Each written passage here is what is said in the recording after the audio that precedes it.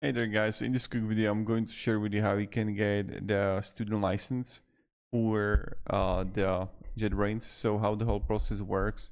So you're gonna like right here in, let's say, Google Intel IDEA student license, okay? And when you're gonna come here and you're gonna have like free JetBrains student pack, okay? And like access free JetBrains AI tools, plugins, and courses for the full duration of your studies. And we're gonna have request now. And there, what you're gonna do is that you're gonna have like I'm a student, and you're gonna fill all these out.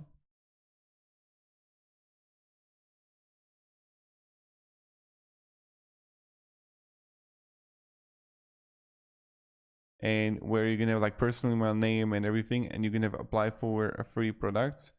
And what actually happens then,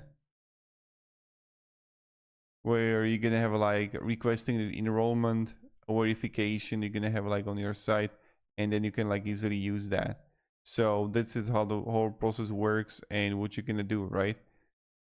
So thank you very much guys for watching. Hope this video provided value how we can get it. Just like fill everything out, have like the email address for the university email address, and that's the way to go. So thank you and have a great day and good